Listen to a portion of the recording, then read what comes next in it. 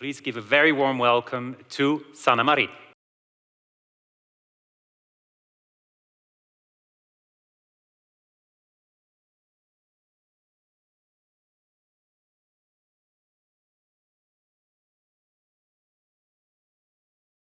Dear friends, thank you so much for having me here, and thank you for that video. I didn't know about it, but it was fun memory.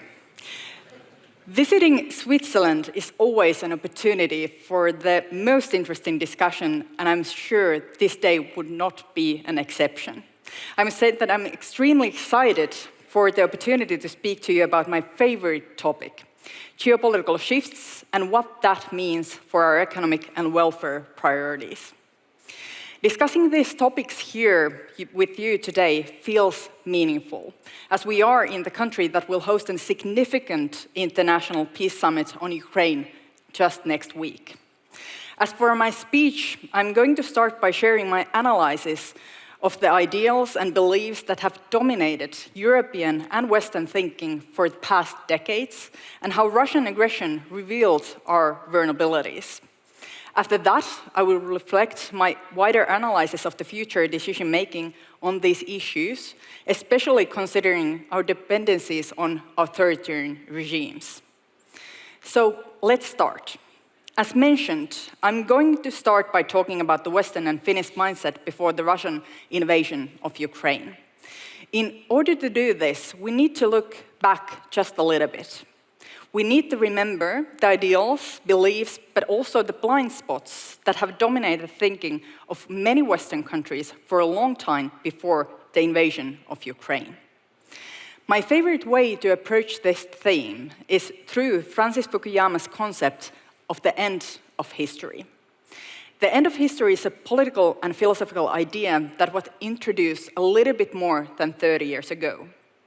The argument essentially says that following the end of Cold War and the collapse of Soviet Union, humanity had arrived at a point where liberal democracy and capitalism were recognized as an universally preferred governmental and economic model. Fukuyama argued that despite the potential regional conflicts and disputes, the primary ideological battle had been resolved. He claimed that there was a widespread agreement favoring market-based capitalism, followed by democratic values and the rights of individuals. This concept has also been used to support the promotion of free trade with no additional requirements attached. It has been based on the belief that establishing economic connections with authoritarian nations is enough to spread our ideals, values, and principles, such as democracy, the rule of law, press freedom, and various of individual rights. I believe that even if the theory itself has been subject of debate and also criticism, it can be viewed as an overarching ideal guiding Western societies for the past 30 years. Looking at our recent history through this theory, it's also easier to understand why many have also been reluctant to accept the possibility that even an authoritarian leader would choose not to follow this path that looks so logical to us. We've grown comfortable with the idea that all governments seek their people's economic well-being, trying to achieve that through free trade under common rules in multilateral rule-based order. And the fact is, starting a war or even disengaging from the global trade system is economically irrational due to its immense human and other costs. In addition to the direct expenses of war, being cut out from global exchange networks will significantly harm any nation's economic growth, living standards, and investments. In our own firm belief in our own ideals and systems, we have also failed to see how many authoritarian leaders never shared our way of thinking. This is why we also failed to see how things such as the Russian invasion of Ukraine could happen. I would not call Finland the most naive country in this question. However, Fukuyama's argument can be helpful also understanding the Finnish position before the Russian invasion and attack on Ukraine and our NATO application too. Finland has a long land border with Russia, over 1,200 kilometers. We also have very bloody history with them, having faced aggression from our eastern neighbor at least half a dozen times in the past 700 years. Maybe due to these geographical and historical facts, we have avoided risking our security of supply and independence. In other words, we have managed not to build trade and infrastructure that would have made us critically dependent on Russia. In spite, and maybe because of, our geographical proximity, Finland had very little problems in disconnecting from Russian gas and oil when EU sanctions were placed. We have also invested in our own defense and security more than many other European countries have during the past decades. Still, until the 24th of February 2022, we also believed that the international system based on free trade and multilateralism would be functional enough to prevent Russia from crossing the border of a European country with brutal force. After that night, more than 2 years ago, we came to realize that we have been naive, and the whole West have been naive. And that the only border that Russia wouldn't cross is the NATO border. Dear friends, after the 24th of February 2022, Europe woke up in a new geopolitical reality. It was a shift from long-lasting European peace to European war. It was also a massive shift of paradigm, as we had to rebuild our whole understanding of the European security architecture. The European nations had to realign themselves and to realize how they would not only need to stand with Ukraine and sanction Russia, but also become more prepared to defend our values and way of life. The way I see it, the Russian aggression in Ukraine is only the tip of the iceberg of much wider battle of values. Under the surface lie questions about our strategic autonomy, and those questions are much wider. There are questions of our dependencies and questions of our capacities as an interconnected international system. Let me reflect a little bit more on the question of dependencies. Having not realized or accepted the logic of authoritarian regimes and countries, many Western countries have relied and slowly led into being dependent on authoritarian regimes. I'm not only talking about Russia, but also about countries that produce critical minerals or medical equipment. The first time I woke up to this question when I was handling the COVID-19 pandemic as a prime minister. Even if many of us would like to put the pandemic days behind us, I can vividly remember when we had to start dealing with COVID-19 in the Finnish government. I had been prime minister only for a couple of months when I introduced the first lockdown to protect the lives of our citizens. However, soon after that, we had to start dealing with even more complex issues. How can we get the critical medical equipment for our hospitals? How can we create, mass produce, and distribute vaccinations and medicine for all of our citizens? Dealing with those challenges made many of us leaders realize that almost all of the production of these critical materials has been outsourced to countries beyond our reach. And thus, in a time of global crisis, small Nordic countries are not the ones who get the buy first. Similar challenges were faced all over the world. Once the vaccination was invented and approved by medical authorities, it was really slow and difficult to ramp up the production. We had outsourced the production of some of the most critical pieces to Asia in search for the lowest price. By doing that, we have also given other countries the power to control the production of things that we urgently needed. And just like in the case of Russia, they did not follow our rules and trade agreements, and in a time of crisis, they abandoned the fair, rule-based international order. It is important to remember that even if we would just like to put the pandemic days behind us, it can happen again. And if it does, we need to be in control of the production of critical medical equipment.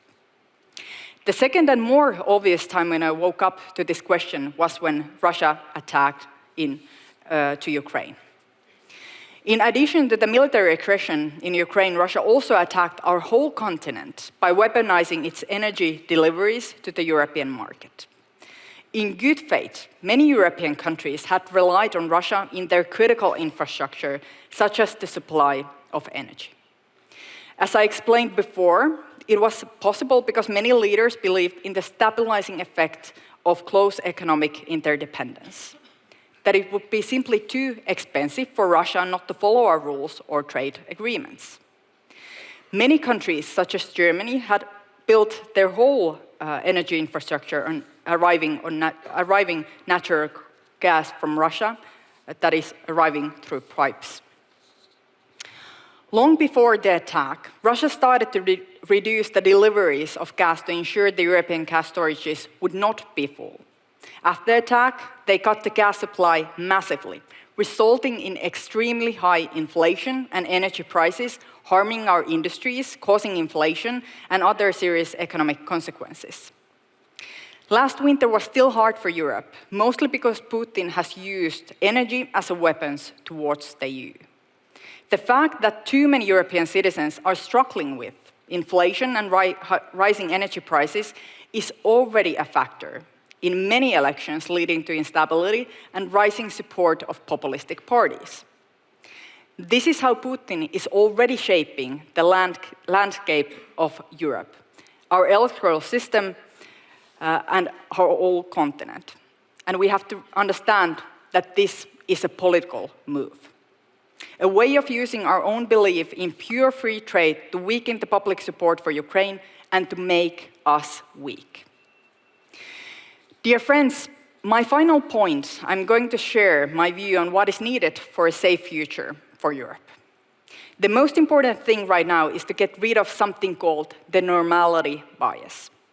The normality bias refers to a tendency people have to underestimate the likelihood and impact of negative events, leading them to believe that things will continue as usual despite the clear signs of danger.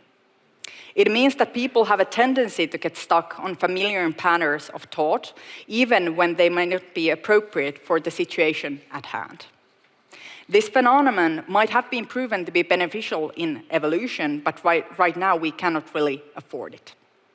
After witnessing how pure free trade is not enough to export our values and democratic systems, it is biased to think that it would suddenly start to work out. In the current geopolitical reality, it is biased to think that our technological and other dependencies from authoritarian countries cannot be used against us.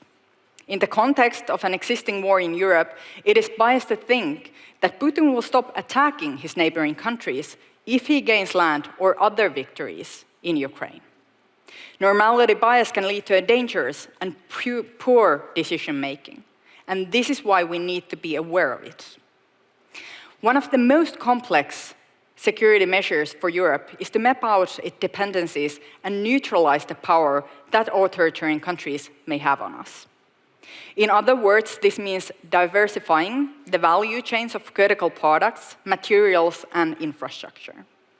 I believe that we have to start taking more seriously the dependencies we have on authoritarian countries and their capacity to control world-class technological innovation on questions such as artificial intelligence and data networks, critical minerals, as well as personal data of our citizens.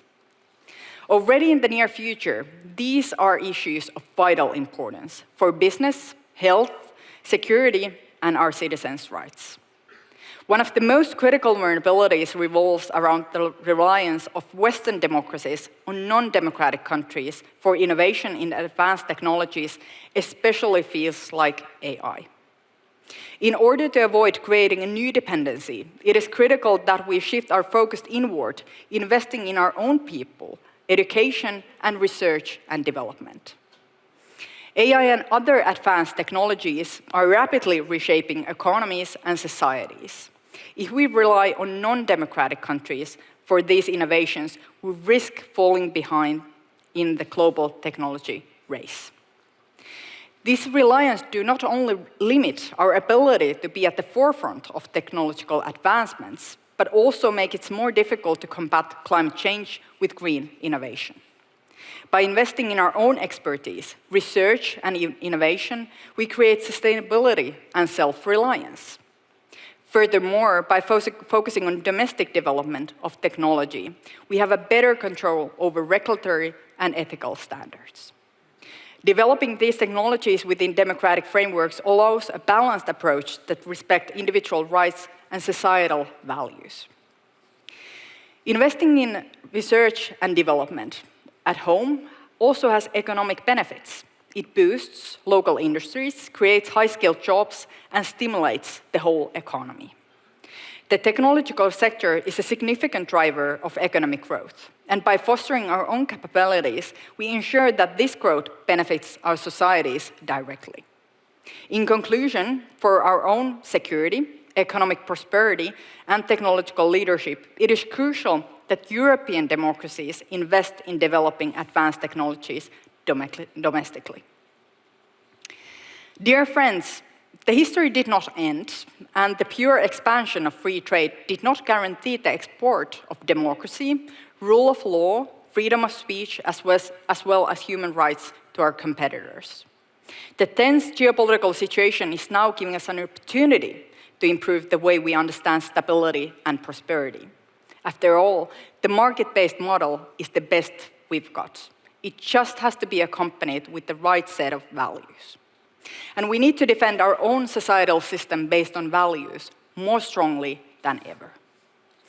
Dear friends, thank you once again for inviting me here today, and I'm very much looking forward for the discussion that is now to follow. Thank you very much. Sanna Marin, please. Thank you so much. Thank you very much. Let's go right into it. You talked about the geopolitical situation. We have to talk about the war in the Ukraine, which is at a crucial moment. I sense, and I'm wondering if you sense the same thing, there seems to be a change in policy regarding to the weapons, for example, international help. All of a sudden, the United States or Germany are talking about long missiles or long-range missiles can be used on Russian territory as well. Since the start of the invasion, you have been very clear, very adamant. At one point, you said the Ukraine must win this war unconditionally in order to prevent sending a wrong message to Russia, to Putin. Having in mind that change of policy at the moment, is the Ukraine, is the West at risk of losing this war? It depends. It depends how we act and how we support Ukraine. As I see it, I see that Ukraine has to win the war, not only because of Ukraine or not only because of Europe, that's also so important, but not only because of that, but also because there are other authoritarian regimes out there who are watching the situation in Ukraine and how the West and how Western democracies are acting in this situation. And if we are sending a signal that we can be pushed over, you can step right on us, we can be pushed, and we are not defending our own values, our own way of thinking, our own way of life, then we will only see similar situation happening elsewhere in the world. So what is at stake? It's not only Ukraine, it's not only Europe, but actually it's the whole rule-based international order. And we are seeing these authoritarian regimes everywhere in the world. Of course, Russia in the most aggressive way now in Ukraine, but also elsewhere, raising their voices and actually questioning the whole rule-based order that we set up together after the Second World War to prevent wars, to prevent bigger, stronger countries to use force against other countries. So we set out these rules together to prevent these kind of situations. But now we are seeing actually the rise of authoritarian values, the rise of authoritarian powers that are questioning the whole international rule-based order. So what is at stake? It's not only Ukraine and not only Europe. And you're right, the main things that are now discussed on the political level, the hard questions that is now discussed, one is of course, weapons, what kind of weapons Ukraine would need to win the war and to be able to push the Russian troops out in Ukrainian soil. And now we are discussing about long-range missiles. Is it possible to use this missile also in Russian land? Is it possible to use weaponry systems in Russian soil? This is one discussion that is going on. And another one, which I find very, very important, is the question on the frozen Russian assets. What to do with these assets? And I understand that the situation and the discussion is very complicated because we still have these rules and we have the international law that it's not clear how can we use these assets? Can it be used as collateral to finance Ukraine, to win in the war, to maintain living standards in Ukraine, to rebuild Ukraine? Is it possible to use these assets as a collateral? Is it possible to use these assets directly? Now EU has made also other decisions that gives this windfall assets that they can use in Ukraine, but the main subject of the almost 300 billion euro assets is still under question. I find it very important because this is also a question of what kind of price war should have. Mm-hmm. And I understand the viewpoint of especially the European Central Bank and also countries that are worried about the investments in Europe or using euro as a currency, but still I think it would send a very clear signal to the world and other authoritarian leaders out there if we would say that we will take these frozen assets and use them in Ukraine. I think that would also send a very clear message that it doesn't pay to start a war and it will have also economic consequences. Because right now the consequences are quite clear on the table and there are worries. Mainly, or specifically in your country, Finland decided to join NATO because of this war. So did neighbor Sweden. How do you see the situation for other neighboring countries? I'm thinking about the Baltic states, for example. I'm thinking about Moldova as well. In a way, your country, didn't Finland also kind of send a signal that, we probably have to do the same thing? And on the other hand, don't you send a signal to Vladimir Putin, who can now say, see, that's what I always said. They're going to, come closer and closer with that NATO line. Isn't there a kind of a dilemma there? Well, I think that if Russia and Putin would win the war in Ukraine somehow, they would continue. They would next go to Moldova, then probably Western Balkans. Then they would also gaze to Baltic countries, even though these countries are within NATO. So I think Putin would continue. But if Russia would lose the war, I think we would see some kind of revolution within Russia, because Russia always has revolutions in defeat, never in wins.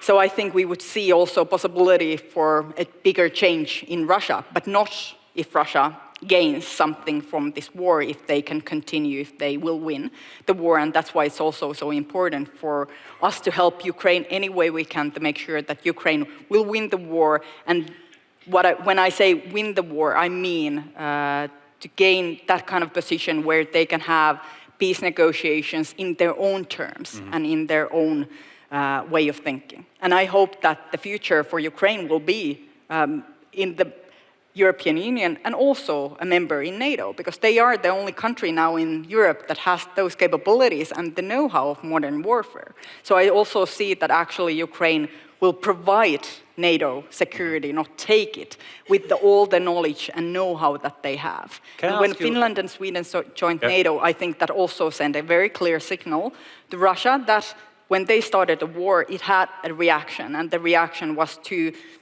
neutral countries, in a way, even though we cooperated with NATO in many, many ways before we joined as a member to NATO.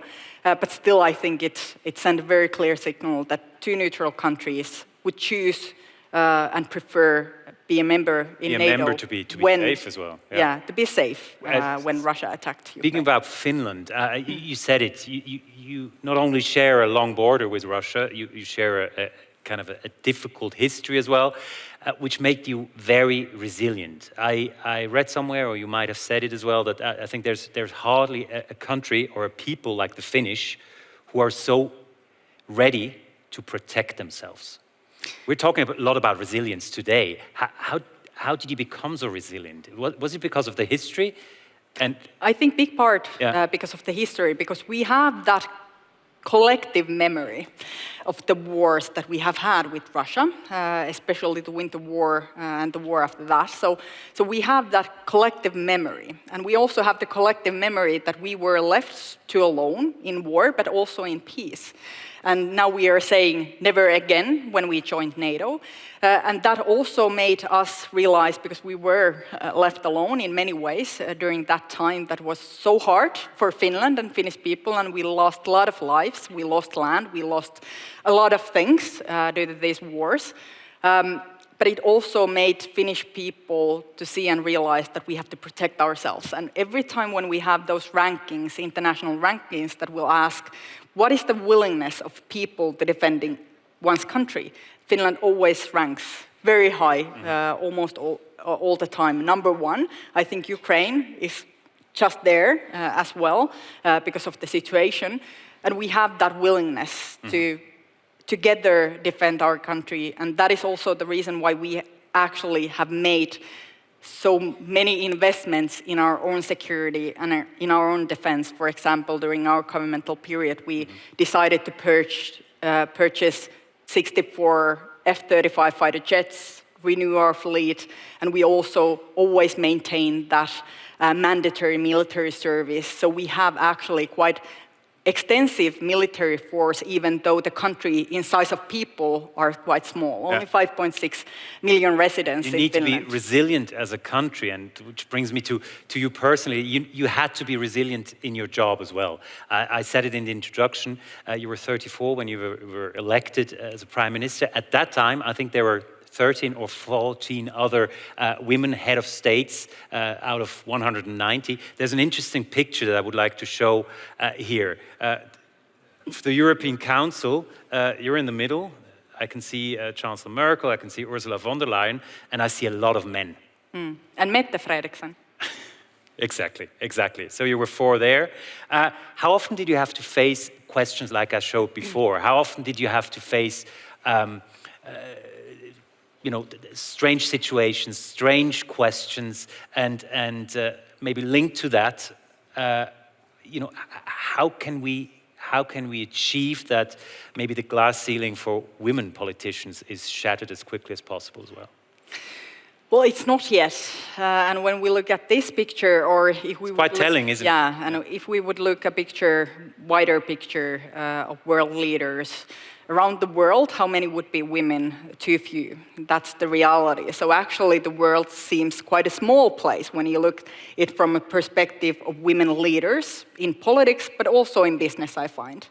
So we need more women leaders. And I think that there are also many women leaders in the audience today. I think many can relate about the questions that have been asked. How can you be in that position when you have a small child? What will you do if you will have more children? How can you cope your work with all the emotions that women have? Of course, we have all met and faced these silly questions, and nobody ever asks men the question, how can you be a leader when you have a small child? Have you ever wondered how your children will cope with this situation? So it's a question or questions that women are facing everywhere. I think we have also seen progress, but the progress isn't continuous. If we don't defend the right of women everywhere in our societies, then we will see backlashes. And we have seen backlashes in Europe, many countries. We have seen backlashes in the international fora in many ways. So I think the most important thing is to remember that if we are not defending our values, whether it's concerning the situation in Ukraine, the Western democracy, our values, or whether it's the women's rights to be part of this globe as equal as men, then we will also lose those values and we will lose those positions. So we need to be strong and we need to send very clear signal that we are defending our values and that we are behind our values, whatever comes. A very strong message. let's end up with something positive. You talked about surveys, and there's one specific survey.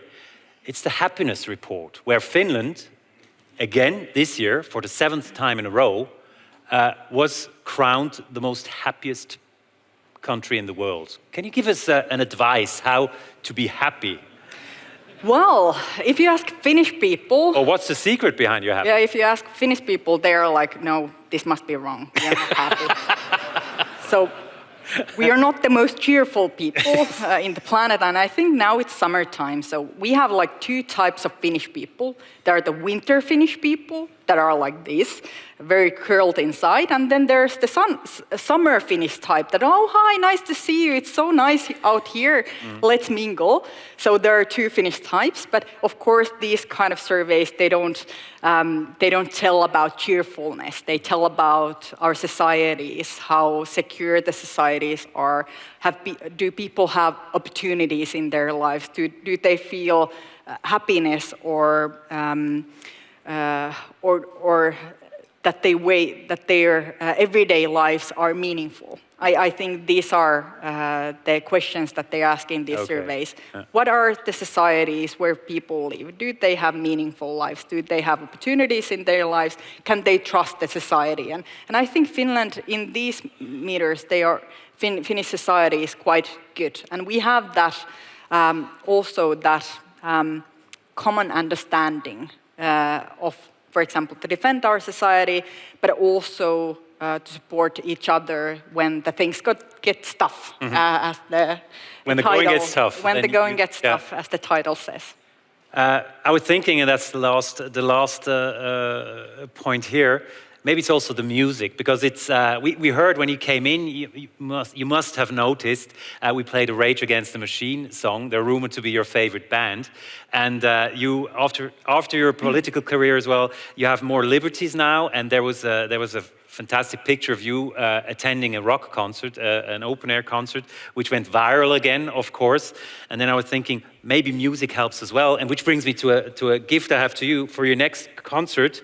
I have a Rage Against the Machine badge. Oh, perfect. Because the rumors are correct. Exactly, exactly. That you can put on your concert jacket, and we wish you all the best for all the next concerts and for everything that's to come in your career. Thank you very much for your visit here, Sanna Marin. Thank you very so much. much. Thank you so much.